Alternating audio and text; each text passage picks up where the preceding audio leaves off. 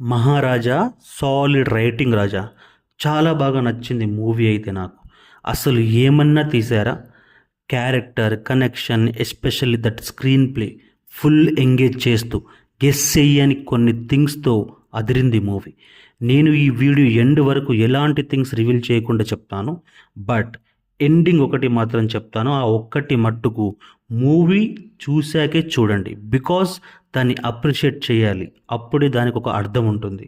అలా చేయాలి అంటే అదేంటో చెప్పాలి. సో మెయిన్ రివ్యూ మొత్తం అయ్యాక చివరిది మాత్రం మూవీ చూసిన వాళ్ళు చూడండి. I repeat, last 1 minute movie చూస్తేనే చూడండి. ప్లాట్ ఏంటంటే, సెలూన్ షాప్ నడుపుకునే మహారాజా ఇంట్లో లక్ష్మి మిస్ అవుతుంది. పోలీస్ స్టేషన్కి కంప్లైంట్ కోసం వెళ్తాడు. వాళ్ళేమో వీడెక్కడ దొరికాడురా బాబు అంటారు. అసలు ఆ లక్ష్మి గోలేంటి, అసలు ఏం జరుగుతుంది, ఇదంతా మూవీలోనే చూడాలి మీరు.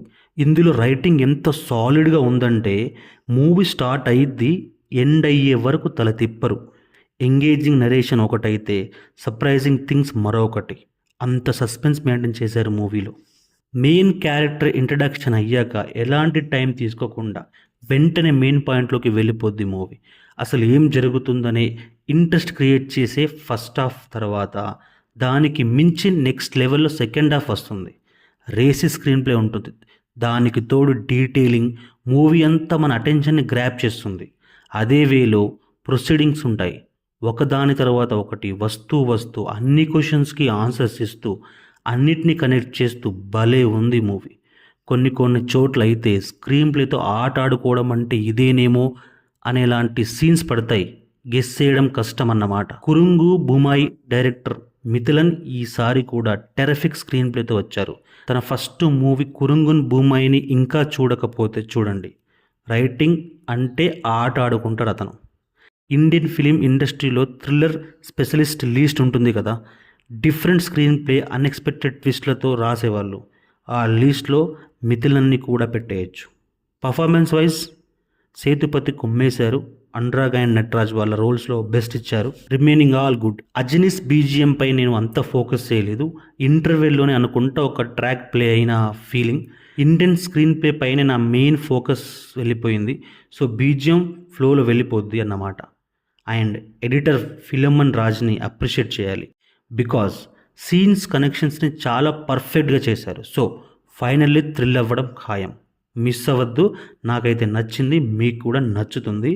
No adult scenes, no bad language, family వాచబుల్లే. ఇప్పుడు స్పాయిలర్ అలర్ట్ ఒకటి చెప్తా అన్న కదా, సో మూవీ చూడకుండా అసలు వినొద్దు. ఇక్కడితో వీడియో క్లోజ్ చేసేయండి. అండ్ కామెంట్లో కూడా non linear screenplay word రాయకండి, ఎందుకంటే అదే ఒక పెద్ద స్పాయిలర్ థింగ్. స్టార్టింగ్లో ఒకటి చెప్తా అన్న కదా, ఒక విషయం గురించి మాట్లాడాలి అని.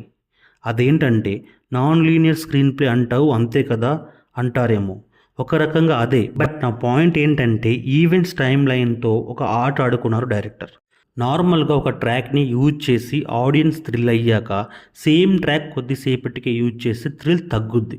బట్ దీంట్లో 2 times సేమ్ ట్రాక్ని అన్ఎక్స్పెక్టెడ్ వేలో సక్సెస్ఫుల్గా థ్రిల్ చేశారు చూడండి.